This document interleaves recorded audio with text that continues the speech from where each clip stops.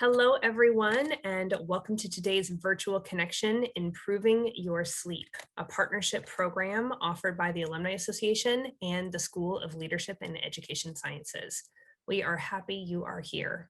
My name is Kara Marsh-Prophet, and I am the Director of Alumni Operations and Engagement at USD.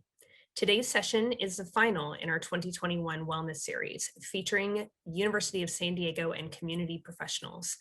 To view recordings of other wellness sessions, please visit the Alumni Association's YouTube channel. I'll add the link in the chat after this introduction. The mission of the Alumni Association is to engage and enrich the Torero community for life. Today's connection is rooted in the desire to offer meaningful ways for our community to stay in touch and to provide you resources to better your lives. We are utilizing Zoom webinar this afternoon and have activated the Q&A functionality for you to ask questions throughout the program. Without further ado, I would like to introduce my colleague, Amanda Gonzalez, Assistant Director of Alumni Relations for USD's School of Leadership and Education Sciences, who will be introducing today's featured alumni speaker. Amanda, take it away. Thank you, Kara. Hi, everyone. My name is Amanda. I'm the Assistant Director of Alumni Relations at the School of Leadership and Education Sciences, or SOLS. And I'm so happy you could join us today for our final series in our session in our series. And I'm going to introduce Tina today, our speaker. Tina Casola graduated with her master's in Marital and Family Therapy from SOLS in 2001.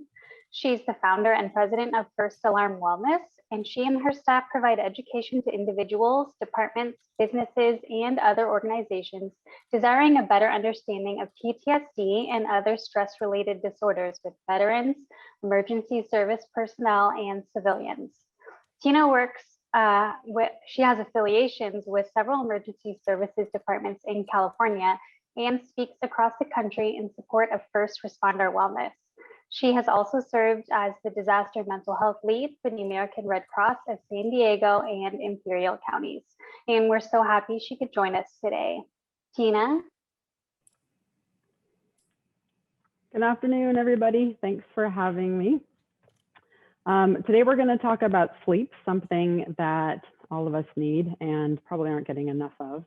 There's some great questions that were provided. I'm going to share my presentation here. Some great questions that were provided. I'll hopefully get to answer all of those, and please ask questions. I do well in a more interactive environment. It's different not to see all of your faces. So let's get started so we have time to kind of go through things. And click. Why am I not working? There we go. All right. So here are some of the questions posed by the registrants prior to this morning. And we'll get to these as we go on. So what are some effective strategies to assist folks with PTSD of difficulty sleeping? Certainly an area that we spend a lot of time in. Setting the alarm to wake you up in the middle of a sleep cycle. Is that disruptive? We'll talk about sleep cycles.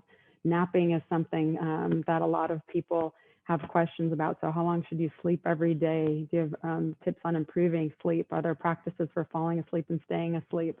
And then tips for quieting the mind. My favorite is the anxious mind when we're actually anxious about sleeping. So we'll review these at the end. Hopefully I'll cover all of those and other ones that you have.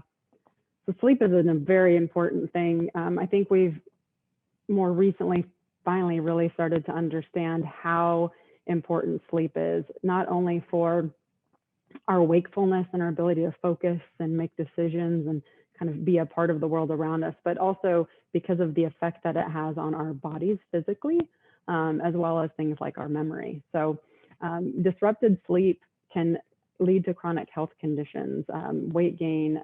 I'm going to show you a slide later on that kind of really shows some of that. Aging, diminished performance, all these things that we think are so important, and they are. All of us are probably familiar at some point in time. We've heard the Pavlovian story, Pavlov's dogs, and how they learned about that conditioned response reaction. Originally, they were actually studying digestion and not cueing, but what we've learned from that is that we can learn different things. And the reason I have that on here is that sleep is often something that we learn to do badly for different reasons. And some of those reasons are medical conditions, like sleep apnea and thyroid disorders. If you're somebody, and I imagine that if you're on this webinar, you or somebody you know is struggling with sleep, I highly recommend that you talk to your primary care doctor about being tested for sleep apnea and have a panel of labs done.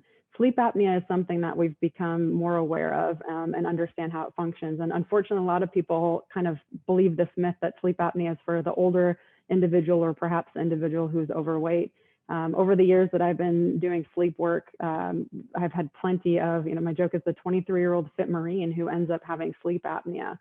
So sleep apnea is a medical condition, and it can lead to things like high blood pressure and even cardiac events. So it's something that we definitely want to inquire about. And the testing is pretty simple, just to get a baseline. So if you're a snorer or a gasper as witnessed by somebody else, if you find that you wake suddenly at night. Another one is if you're getting awake or awakened to go to the bathroom once, maybe twice a night is considered normal. But if you're going to the bathroom more than that, then that's something to follow up on. These are all important reasons to go get checked out for sleep apnea. Thyroid disorders can also really affect the way that our energy is and our ability to sleep, stay asleep. Very common in the United States. We don't think about it as much as we do of like diabetes, but really this is something that as we age, we should be getting checked out for more often. Sometimes it's medical treatments or conditions that actually encourage or teach us to sleep poorly. So if we've had surgery and we're dozing a lot during the day or napping during the day because of the medications or because of the pain, or maybe because of inactivity, and so we're bored and we're falling asleep during the day, that's certainly going to affect how long we're able to stay asleep at night. Sometimes we have to wake for nighttime treatments to take medicine to clean a wound or something like that. Those types of things can sometimes be a catapult for that beginning of learning how to sleep poorly. Schedule or routine, these can be good and bad things, right? Work often, especially if you're a shift worker or you're an on-call worker, can certainly affect your ability to maintain a good sleep schedule and get good sleep. But sometimes it's fun things like vacations or happy events that keep us up, Certainly this last year has been a bad influence on people's sleep, and we'll talk about pandemic sleep here in just a moment. Babies and puppies I put on here. So babies certainly disrupt the way that we sleep, and they change that, they make us alert or even hypervigilant sometimes to their needs. And we learn to kind of stick with that. Certainly if there's any medical conditions or concerns we have about them, and that sometimes takes a long time to unlearn. Puppies and other pets are also sometimes a significant derailer of good sleep. Then there's things like the emotional and psychological conditions. And, I'm not talking about necessarily something that's diagnostic, but we all go through acute periods of time where we might be sad or angry at something that happened, or have anxiety, or as we call it in my house sometimes, that scared-sighted, where we're excited but also anxious about something. And all of those things can disrupt our regular patterns. And sleep is one of those things that often does get changed. But there are the more serious conditions like post-traumatic stress disorder, or diagnosed depression or anxiety that can also have consequences on the way that we sleep. So we all have those interruptions in sleep quality at some point in time in our lives. Don't panic if that's you in the short term. There are some little things that we can do to try to get things back online. The nice thing is that if you or somebody you care about have been struggling with sleep, there are some really good evidence-based interventions that can actually help. We just don't talk about them that much. I'm happy to be here today. One thing I wanted to differentiate before we moved on was this idea of time in bed versus time sleeping. I saw this photo and I thought, oh my gosh, if we could raise hands and question how many people stay up watching TV or need to sleep with the TV on. Laying in bed and being awake is considered time in bed. Time sleeping is when you're actually sleeping. And what we really want is for that ratio of time in bed to be very small. We don't want a lot of time in bed and little time sleeping. That's bad. We want as little time in bed with as much time sleeping as possible. And so before sleep onset, during sleep time, or upon waking, if you are laying in bed, I'm going to really encourage you not to do that. So if that's watching TV, if that's reading a book, doing a crossword puzzle, shopping on Amazon, we'll bring up blue light here in a little bit, or laying in bed trying to sleep more, I really, really, really am going to encourage you to get out and change your positioning. And that goes back to that Pavlov's kind of condition there. So how much sleep do I need? There's not a right amount for anyone. One of the things that I think in our culture for a long time, we actually put a lot of, gave a lot of award or accolades to the person that was the workaholic that could say that they could thrive on such little sleep, like it was some badge of honor. And what we're learning again is that that's not the case. I remember, and I wish I could remember the reference, but I remember reading something once where it was a survey of CEOs and some big companies, and they asked them all sorts of questions about kind of common interactions or activities. And almost all of them identified that they would take a nap. And I thought that was pretty great, because that's not something that we normally would connect with somebody who we think is successful. Oftentimes, if you hear that somebody's napping, we think something is wrong, you know? So everybody needs a different amount of sleep, certainly as evidenced by the other things, those other factors that are happening in their lives. On average, it's 6 to 8 hours a night as an adult. Seniors, as we age, we need less sleep. And so they're more around the 6-hour mark on average per night. And then kids are totally different, especially babies. And when we talk here just shortly about the circadian rhythm and the sleep need, you'll see why. Kids don't have this built-in clock that kind of works against the circadian rhythm, because they're growing and changing, and they're just little energy factories. So they will doze on and off, on and off, on and off, and it really won't affect them for their nighttime sleep as much. A lot of people will agree that 24 hours without sleep can be bad for us. And indeed, we know that 24 hours without sleep, we can actually perform like we're drunk on little activities of attention and things like that. We do actually have these little micro sleeps often that we don't notice. Micro sleeps are really dangerous, especially say when we're behind the wheel of a vehicle. In a survey of police officers that was done, it is some incredibly high number, like 83% of the group that was surveyed identified having fallen asleep at the wheel at least once during the month. This is significant and can have a lot of consequences. So we know 24 hours without sleep, not so great. And that does happen on occasion. However, 2 weeks of 6 or less hours of sleep a night, we'll have that same result. And I know in the world that I work in, I have a lot of folks that are not getting consecutive nights sleep with 6 or more hours. Yet we still feel like we're functioning fine, but we aren't, you know, so we need to be cognizant of that as well. Here's that sleep system that I was talking about. And this stuff is all available online if you're really curious to know more about all of this. And so this, you know, we're all familiar on the bottom side of the screen with the circadian system, or circadian clock, so to speak. And that's just labeled as process C on this chart. When we wake up in the morning, hopefully we have rested and recovered, and our cup for that need to sleep, if you'll follow me on this analogy. So our cup for sleep is empty because we've drained it all out as we've slept. And then as the day continues, we start doing activities, just being awake. We'll start to kind of fill that cup up. Our energy levels are starting to be depleted, and we need to regain that energy through sleep. So as the day goes on, you'll see that we get more and we get more and we get more, and that cup starts to fill. Now, babies don't have that opposite process, that process S, that sleep drive that's on the top. And so they start to get tired and they fall back asleep. We would do that too if we didn't have this process S going on. In order to keep us functional and kind of moving through the day, we have this other process that forces, you know, pushes up against the circadian clock as the late afternoon or late morning gets on, and tells us, no, you're not ready to sleep yet. But then as the day goes on, it increases and starts to push back where they start to match up, and we are able to go to sleep.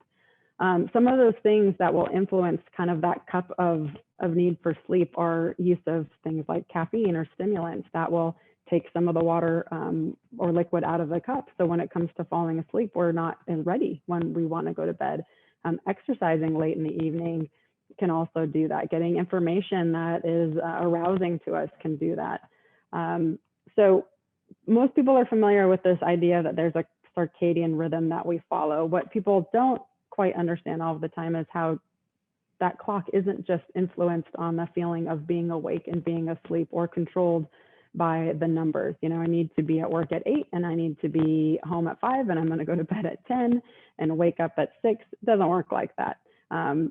So this body clock that we have isn't controlled on that want or need to be awake. You know, if I work a night shift and I need to be awake, I can get myself into the position of being alert enough to do my job or to be aware. But just because I am awake doesn't mean that my body or my circadian clock is actually all aligned the same way. What we've learned is that our actual body systems perform differently throughout that 24-hour period of the day, not just by what the clock tells us. And so these are just some different examples of kind of waves of sleep. So being awake isn't the same for all of our systems. And this is what I talk a lot about to people now is eating at night, what's the harm? A lot of folks think that, you know, especially if I'm working at night, you know, it's shifted. It's just like my daytime activities are the same as what I would be. I do the same things at night, and that's not true. What we've learned is that our body performs differently. So even though our attention and focus and energy may be awake, our pancreas and liver and the way that we're metabolizing and processing and doing things inside our body has changed. And one of the things, this came from UCSD years ago, one of their sleep presentations, they talked about a study where they used mice, and the mice were very controlled as to their environment and what they ate, and everything was the same, right? They lived in the same size space. They had the same kind of food, the same calories, everything was controlled. The only thing that was not controlled was the time of day that they were given option to eat. And so this not so little fellow on the left of the screen as you're looking at it was given access to food when it was supposed to be sleeping. That was it. That was the only thing that was different, was that this little guy was given access to food when normally his body would want to be sleeping. And the guy next door to him was just regular, right? Had access during those normal wake hours, which obviously mice, I think they're nocturnal, and so it would be opposite of us. So the key there is, I think this is a pretty fantastic example of how sometimes we minimize what affects something like eating at night, you know? So people say, well, Tina, if I'm up at night, I'm working at night, or perhaps I woke up and my stomach is grumbling, do I not eat? And I say, no, you should definitely eat something, because it'll be hard to sleep while you're hungry, but just be cautious about what you're eating at night. You are not going to use that fuel the same way that you would during the day. This is an example, or a kind of a pictographic, I guess, of what a typical sleep cycle looks like. There's a lot of information out there about the length of sleep, right? 6 to 8 hours. And what about napping? And what about not napping? And generally, we prefer that people don't nap unless you are so fatigued that you could be dangerous driving a car, or operating machinery, or something like that. If that's the case, we're going to be kind of careful about how we recommend that you nap, though. Usually it's 7 to 9 hours after you've woken up. That is actually a little kind of siesta period in the circadian rhythm. And generally speaking, we want to keep it to 20 minutes or so. I'll joke in my live classes about how if you've taken an hour nap and you wake up after an hour, do you feel awakened and refreshed? And everybody kind of looks at me sideways. I said, well, no, usually there's drool coming out of the corner of your mouth and your right leg's still asleep, and you feel kind of just disconnected and bobbly. Well, that's because we haven't gotten even through a full episode or a full cycle of sleep. We get pulled up in this kind of weird area. When you see here, those first two depressions are our deepest sleep, and those happen in the first half of our sleep cycle. So really that first 4 hours of sleep is when we get into the deepest, most restorative times of sleep. After that, we have more REM cycles, and REM cycles are connected with the idea of consolidated memory and things like that. But as far as body repair and energy, all that comes in that first half. So if you're looking to nap in order to restore sleep, we actually recommend that you consider at least a 90-minute nap. And if at all possible, try to go 4 hours. Now, that's nearly impossible for a lot of people because of environmental factors and things like that. But also, if we're not used to doing that, it's difficult to do as well. But we can, again, train ourselves into doing those things. If you're a shift worker, one of the recommendations is if you're coming home off the night shift, you have things to do with your family and other life events that have to happen during that daytime when you really should be sleeping. One of the recommendations is that you sleep for 4 hours, wake up, go do your thing, and then sleep for another 4 hours before you return to shift that evening. This gives you 8 hours of sleep. It gives you that opportunity to capture at least those 4 hours where hopefully you'll get into those deep restorative cycles and go from there. So this is something we'll probably talk a lot more about, but we don't have the time today. Pandemic has really screwed up our sleep style or our sleep drive. We had these changes, new schedules, or even a lack thereof. We let a lot of the anchors of the day go away.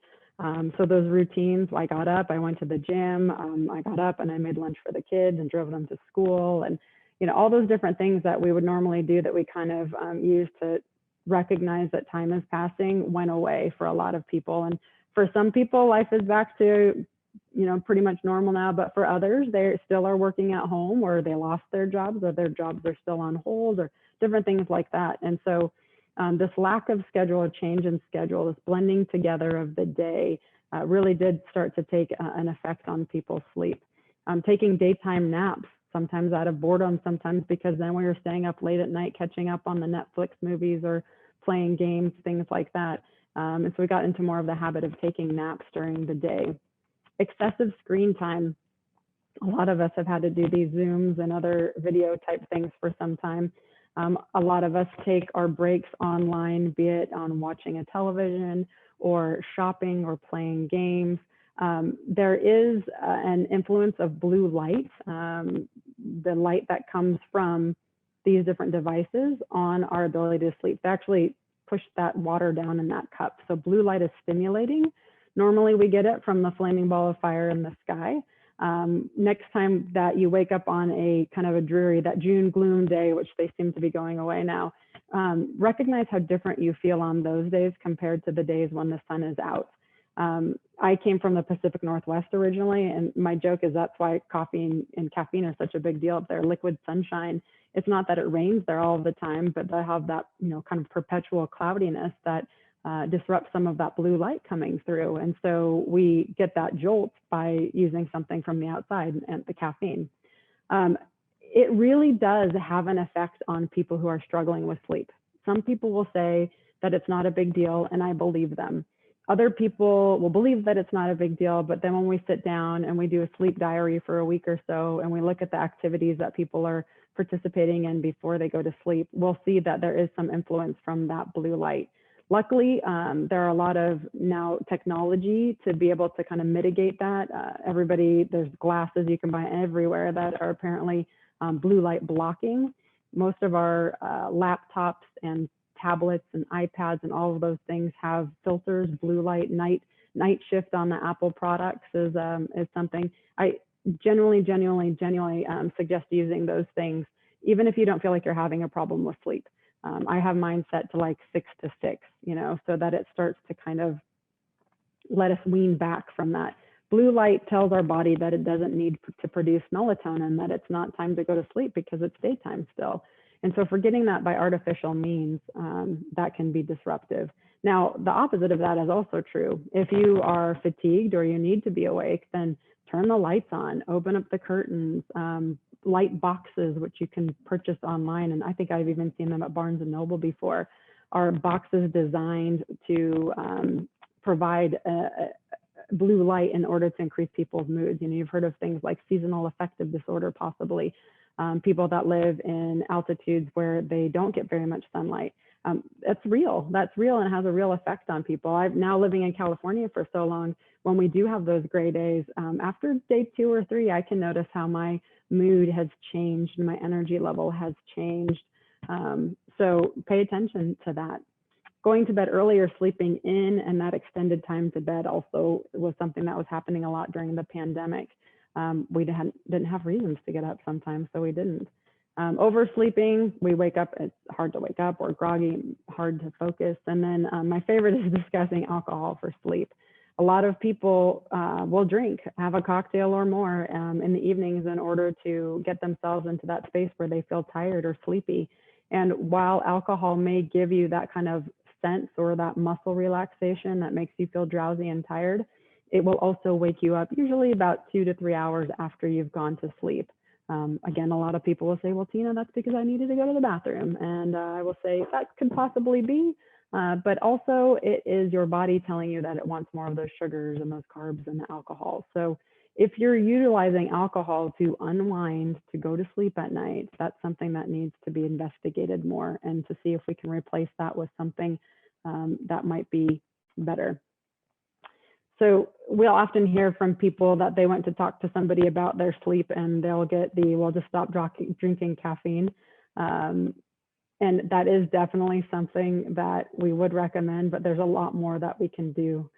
On the note of caffeine, though, please realize that caffeine is hidden in a lot of different things. You can actually go online and look hidden sources of caffeine. I believe that a Starbucks decaf coffee has something like 4 milligrams of caffeine in it. Some of the ice creams that have coffee ribbons in them will have some caffeine in them. I've had people tell me that part of their nighttime ritual is to have a nice warm cup of tea, which is fantastic as long as it's decaffeinated. So look into those things. Chocolate. I drink coffee every day. I am a huge chocoholic. Caffeine, for whatever reason, still is highly active for me. I get the jitters really easily. So I have to be very careful not to drink coffee after 12 o'clock. And if I do, decaf only, and even then I have to be careful with it. So setting the stage for good sleep. Set the same wake up and go to sleep time. Some of our products, if you have Apple products, and I'm no way linked to Apple, they do have now a bedtime alarm. This is based in science. It's based in understanding that we are creatures of habit, and we have to sometimes engage in routine in order to kind of get that flow and that rhythm. So same wake up and go to sleep time. This is difficult, especially like when we go on vacations or over the weekends and all that, but we highly encourage that if you're somebody that struggles with sleep, that you try to do this. So going to bed at the same time and waking up. A lot of times people will struggle with that sleeping in, trying to make up for lost sleep. But if you have broken sleep in the morning, again, remember that time in bed piece. I don't want you to stay in bed. I want you to get up. We want to consolidate the sleep, kind of give it the most power for the punch when you're doing it. So use the bed only for sleeping and ... It's the other S word, it's sex. So sleeping and sex are what we'll tell folks are the two things that you can do while you're in bed. And that goes back to that conditioning again. If I'm laying in bed and I'm watching TV or I'm reading a book, or I'm being worried about the fact that I'm not going to sleep while I'm trying to go to sleep, we are telling our minds and our body that it is okay to be awake, to be aroused, to be anxious. So if you are doing any of those things, get out of bed.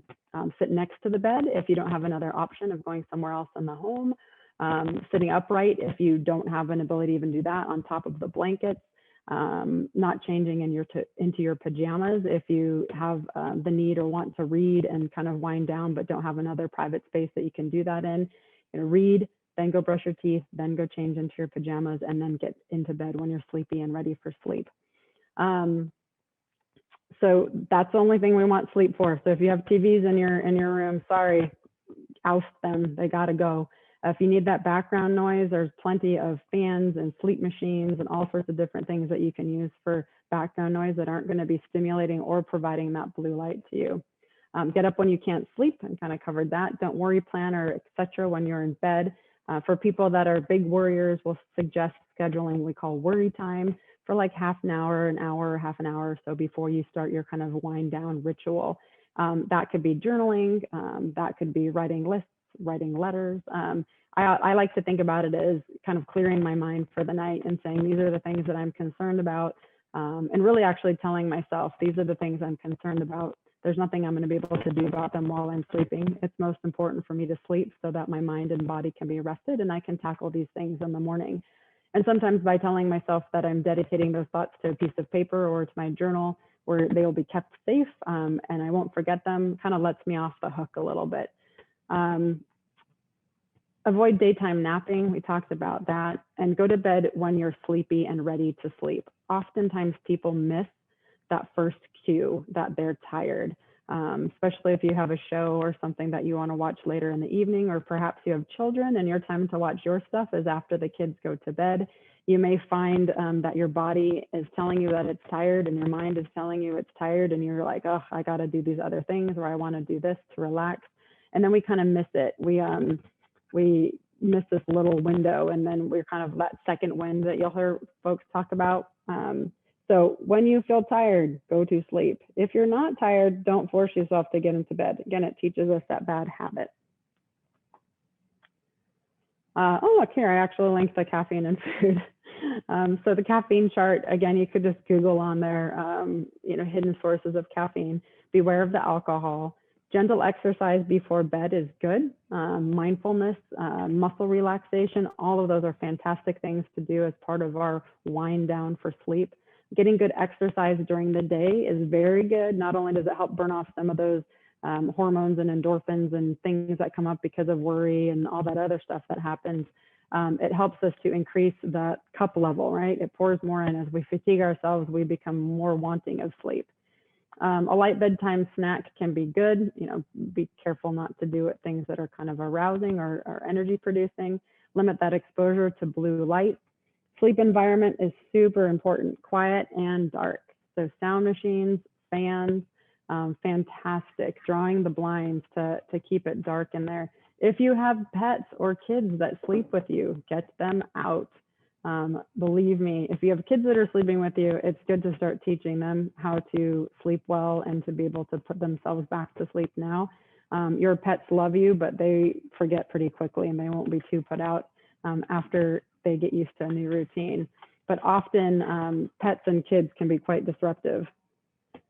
And then be mindful of the temperature of a room. Below 75 is good. Recently, I've seen things in regards to kids and taking tests at school and the like, where they've referenced that 68 degrees is the ideal sleeping temperature.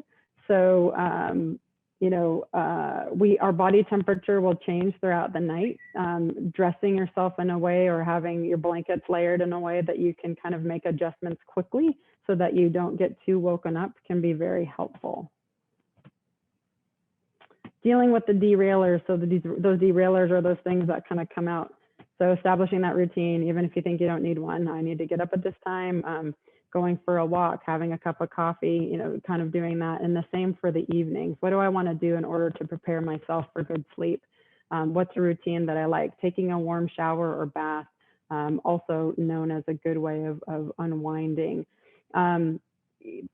Be mindful of the way that you're thinking as the evening goes on, especially if you've had trouble sleeping. Sometimes that anxiety starts to creep in and we start saying things to ourselves like, oh, what if I don't sleep well tonight? If I can't sleep well tonight, I'm gonna be really tired for the meeting tomorrow. And people are gonna think that something's wrong with me, or I'll get passed up for that promotion, different things like that. So be mindful of the way that your brain is thinking and talking to itself, because some of those things we can adjust as well. Talked about the worry time already, and then making mindfulness part of the routine. For those of you that have kids, mindfulness and muscle relaxation, not even as kids, anybody, are great things that we can do and we can share together. I often will encourage people to pick out on YouTube. There's certainly a lot of apps and stuff, but pick out something that's a guided activity, a guided mindfulness activity, or a guided muscle relaxation activity, and do it together. Lay down on the living room floor, put all of your heads together so you look like a big sunflower laying on the ground, and work through that. There'll be giggles and people will think that some of it's, silly, but this stuff is really great when we let ourselves kind of get into it. And I will admit that I don't do it enough myself, but you can make that part of the routine as well. And if you do have children, what a great way to start teaching them how to kind of unwind and loosen up their bodies as well. There is a therapy that is designed for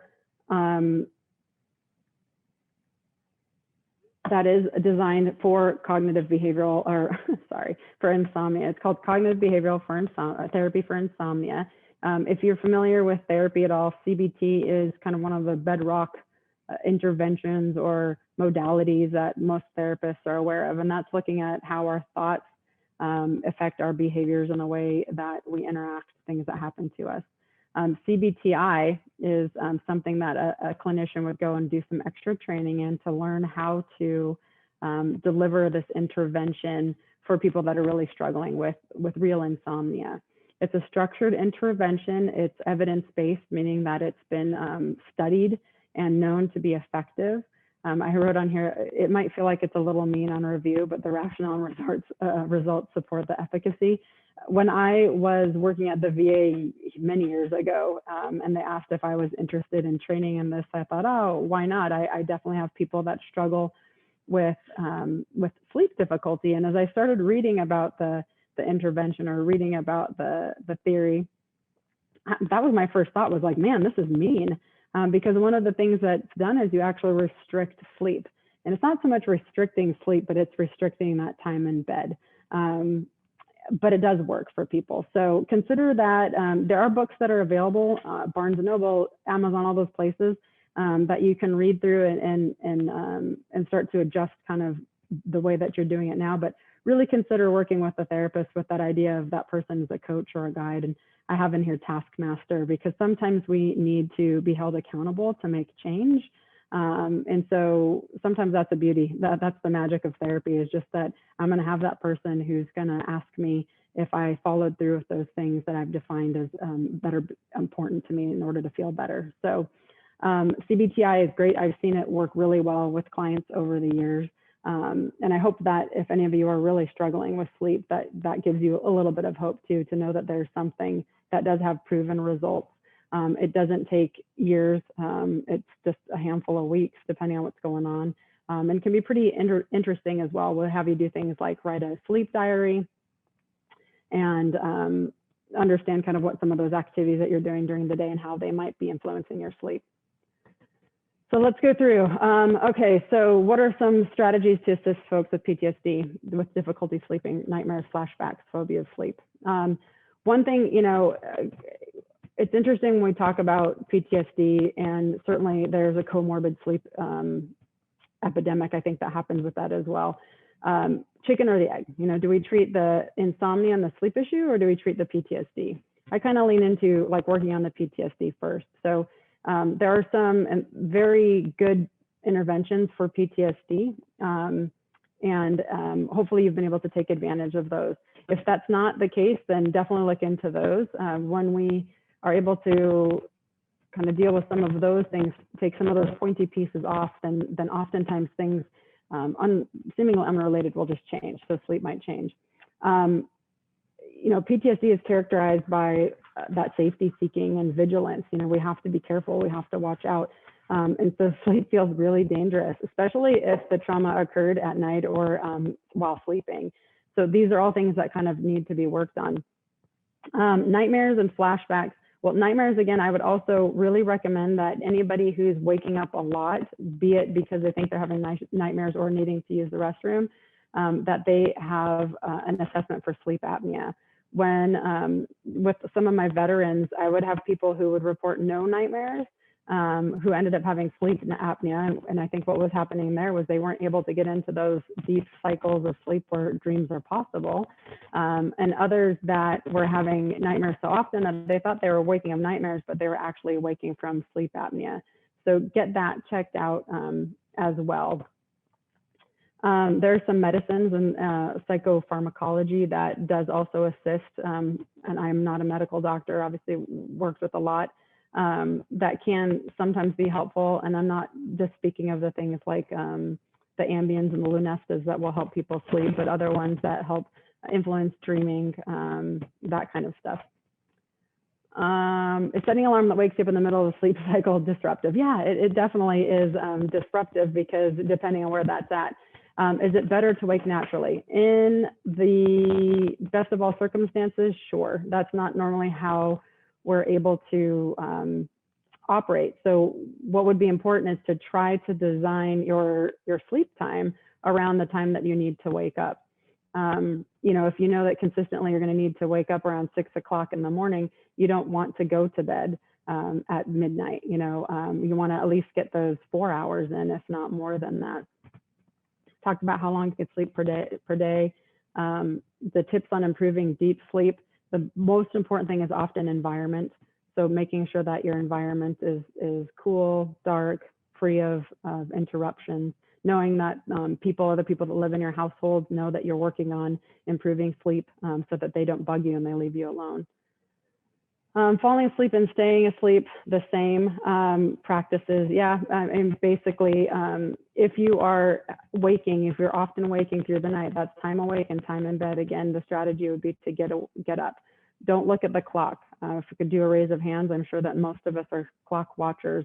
So I wake up and I look at the clock to see what time it is. And now I've just added fuel to my anxiety about sleeping because I realize that I only have 4 more hours to sleep or 3 more hours to sleep, or I've been laying in bed for 45 minutes wide awake. Don't look at the clock. Just know that I'm awake and I feel awake. So now I'm going to get up and sit in the chair in the corner of the room with some soft light and maybe flip through a book or a magazine for a little bit until I can fall asleep. If you're way awake, go and do other things. Try to make them things that are not stimulating. Don't turn your lights on bright. Try not to turn the TV on.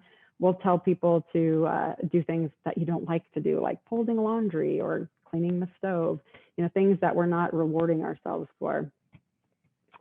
Quieting the mind while you're laying down and trying to sleep, but the hamster on the wheel won't stop running. I love the hamster on the wheel. Mine's pretty active often. Mindfulness and muscle relaxation. There are a lot more apps that are becoming available that use some visual stimulus. I would suggest using them with a blue light filter. That kind of helps focus the mind.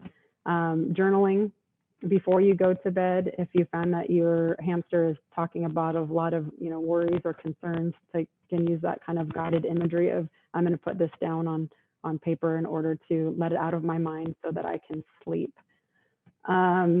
Hopefully in the time that we had, that has answered those questions, and I'm definitely open to additional questions. I'll stop the screen share so that we can take questions.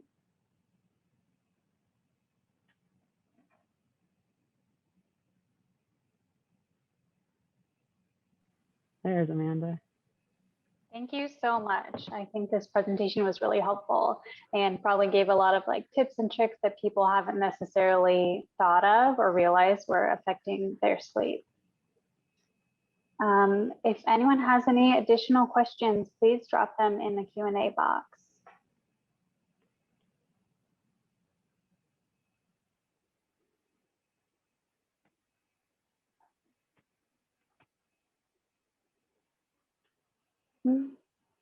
Anything? Everybody's quiet. No. I think because you provided so much and you answered a lot of questions during your presentation. Oh, there's a couple that aren't here. The thoughts on sleep aid medications or edibles, and then one about melatonin. All right, so sleep aids and edibles. There is so much information that's still out there about cannabis and using things. So much more we need to learn. Sleep aids, there's over-the-counter things, and then of course there's things that are prescribed through your medical doctor. I would 100% recommend having a conversation with your primary care doctor about any of these options. More and more open to the idea of people using things like the cannabis products. We're all different. We all have different risk factors and things like that. I certainly, through word of mouth, I'm not researched in this area. So through opinion of people that I work with, I've had people that have sworn by using the over-the-counters or edibles, and others that have not had that much positive effect on it. I'm going to throw out a warning. We are seeing, and if there's other professionals on, I hope so too, but certainly there are, we're seeing more kind of concerning things happening with mental health regarding cannabis use. I was speaking with somebody that works in substance abuse not that long ago, because in the last year, I've had probably 3 people who have ended up with what look like manic episodes that had no history of those before. I had somebody else that had to go to an ER in Reno on a trip, and all of those doctors believe that they were related to cannabis use. So we don't have enough information yet on that, but don't be afraid to talk to your medical providers. That's what they're there for. I mean, they are there to have those discussions and to know that and know about you. We all metabolize things differently. I've been talking to some psychiatry groups about using testing to find out how we metabolize our medicines differently to give people a better idea of what might be helpful and what might not be helpful for us. Any over-the-counter stuff or even prescribed, we want to use them in moderation. You know, one of it is that psychological dependence. If I don't take this, then I can't sleep. I'm only sleeping well because I took this. That's not a good fix for where we're already at. So sometimes I'll recommend that we work with a medical provider in order to get some restorative sleep for somebody. If, say, you had a death in the family and you haven't been sleeping well and you're so exhausted and the mind is just spinning and spinning and spinning, then sometimes we'll go to a doctor and say, hey, can we consider a sleep aid in order to help this person get to sleep with under parameters, with restrictions. You know, so in that, we're going to make sure that this person has the ability to sleep for at least 8 hours, and that the family and the environment understand that this is something that we're trying to do. So that's kind of my feeling on using medicines, over the counters, anything else like that for sleep. Melatonin is another one. Magnesium is another one that we hear a lot about when we talk about kind of natural supplements or natural needs of our body in order to enhance sleep. Some of the docs that I've worked with have different ways of kind of prescribing or suggesting that melatonin is used. Watch the blue light. Melatonin is affected by the blue light. But again, there's so much information, so it can be helpful. The question talks about adverse effects for women, and I'm not in the area to be able to speak to that. Again, use your doctors, use your naturopaths. One of the great things that has come out of the pandemic is that a lot of our doctors have become easily accessible through emails or secure messaging or video conferences. And so use them, ask them these questions. Do not feel embarrassed to ask questions when it comes to your wellness. They need to be your advocate and give you the right information. Was there another one that popped up? Yes, it looks like we have a few. The next one, any suggested references for mindfulness activities for families or young children? There's so much stuff out there. There's a lot of apps. A lot of the apps are, and again, I'm not trying to sell anybody to an app, but we've done such a nice job, and I feel like apps came out of the woodwork over the pandemic now too. But such an easy thing, and so many of our kids even, I'm a therapist mom, and as a therapist mom, my kids spent more time than they needed to on screens during this last year. I mean, hands down. So we can use that time for good and not always evil. So different things that, remember with kids, depending on age, it's going to be how much they can actually function or how much they can actually focus on it. So short term, one of my most favorite things to get people to do, and I've had fire departments and police departments do this during classes, and you would laugh if you saw the way they give me this look. I have people color. So when's the last time that you colored? And if you colored, you weren't coloring with your kids because your kids were asking you to color, which sometimes I think is a bit of a chore, not just relaxing for ourselves. Coloring is a fantastic way of really focusing and quieting our mind because it's a pretty complex task, actually. We're thinking about pattern, and we're thinking about the pressure that we're putting down onto the paper with the pen or the pencil or the chalk, whatever, to get those different, shades. It is really, staying in the lines, things like that. So it's a simple one. It's cost effective. It doesn't cost very much to buy a box of crayons, and you can print out all sorts of different coloring things easily at home, if not going and buying the book. So kids stuff, I love the muscle relaxation that's guided, that teaches them how to identify parts of their body and to do that together. One, because muscle relaxation, if we learn how to do it the right way, it's something we can also do when we're feeling anxious in secret. So if we're sitting in class and we're feeling anxious about something and we've practiced muscle relaxation, I know that I can go through and tense my legs and let it go, and tense my arms and let it go without people seeing me, and make my body feel better. So I like that for kids. But go online, there's stuff online. I don't have any specific recommendations.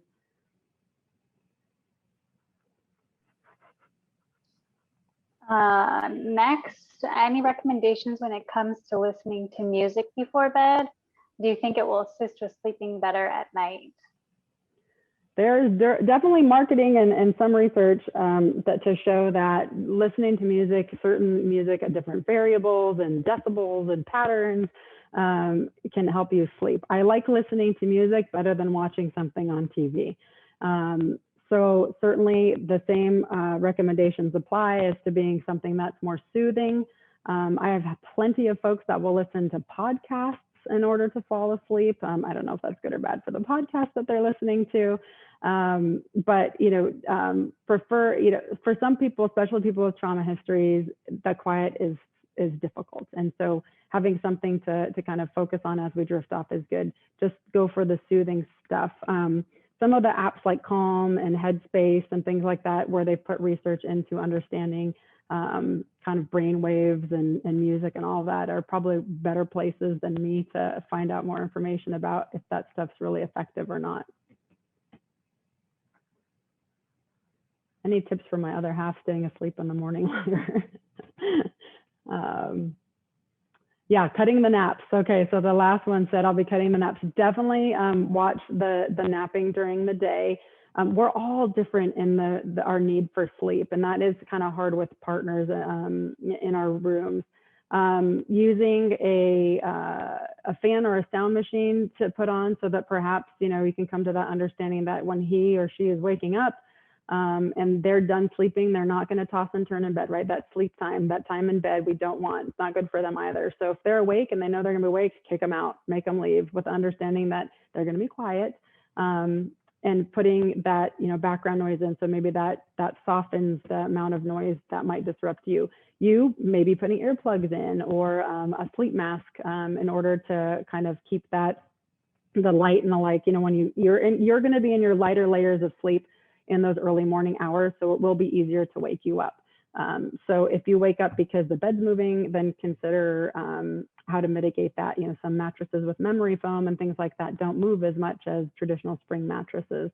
If it's because of noise, then we can use sound machines and things like that. Anything else? It looks like we have another one. As a musician, practicing a song can cause me to have that song repeatedly playing in my head while trying to sleep. How can I clear a song looping in my head? Oh, that's a good question. What do they call those song worms or brain worms?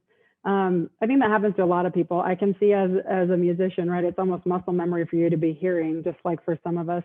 When I was in college, I worked at Nordstrom's, and I could hear the loop of the songs over and over again in our head. I would recommend trying to do an alternative activity in your wind down that's focusing, like I mentioned, the coloring, and that can be on different levels. I joke around about tiling and things like that. It's just another form. Tactile activities that kind of can get your focus going somewhere else to kind of break that off a little bit. Journaling about why it's important or not important to have that song still spinning around in your head. Sometimes we hold on to things because there's that sense of, if I forget about it right now, if I let it go, I'm not going to gain the improvement that I worked on today, or I might forget it and screw up. And if I screw up, then I'm going to be out of the band.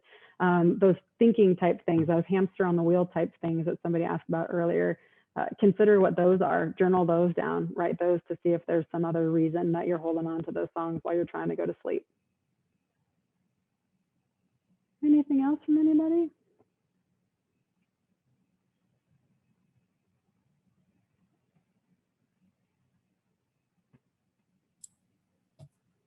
I think that's it as we start to approach our close of our time together. Tina, thank you so much. I was feverishly jotting things down, and then I realized there might be a chance that we might get a copy of the slide deck. So maybe I'll go ahead and stop and break.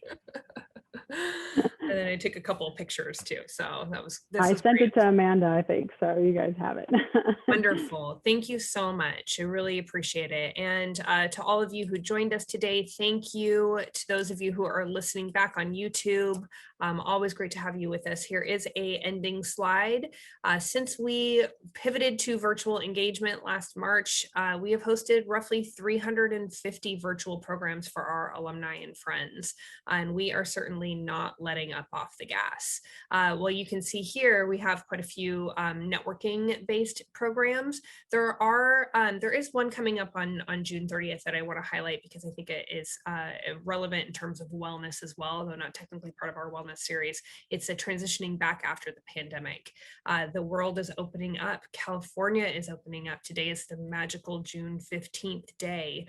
And I think that, well, certainly that's exciting. I think that it also has has provided some anxiety for all of us, some more than others perhaps. So I invite you to join us for all of these, especially that one. And in the meantime, until we are able to see you, whether it be virtually or in person, take good care, Toreros, and have a great day.